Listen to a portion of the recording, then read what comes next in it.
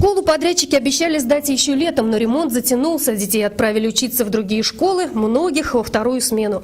Неудобства с проволочкой из-за крыши терпят не первый месяц. И дети, и родители, и учителя. В дело вмешалась прокуратура. По результатам проверки в адрес директора ООО ТСФ «Веспа» Овчинникова Сергея Александровича было внесено представление прокурором об устранении нарушений. То есть сроки выполнения работ были грубо нарушены. В те сроки, которые были оговорены договором, то есть по 31 августа, фирма не уложилась, ремонтные работы завершены не были. Прокурор потребовал устранить нарушение. Подрядчик проигнорировал требования главного правозащитника города.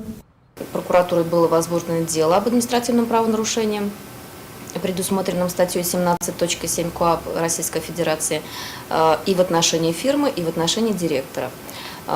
Данная статья предусматривает наложение штрафа на должностных лиц от 2 до 3 тысяч рублей и на юридических лиц от 50 до 100 тысяч рублей, либо приостановление деятельности до 90 суток.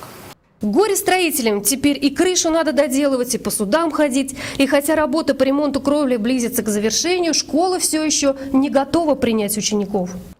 Полученное столовое оборудование, школьное столовое оборудование, которое необходимо установить. Для того, чтобы установить школьное это оборудование, необходимо подвести новую электрику. Естественно, необходимо провести косметический ремонт школьной столовой. В школьной столовой разруха. Когда здесь завершатся работы, никто не знает. Школа. Нет, я не могу число назвать, потому что это завершение работ подрядчиком. И пока суд до дела, вопрос о возвращении детей в родную школу так и остается открытым. Татьяна Баловнева, Эмиль Хуснутдинов. Новости Димитровграда.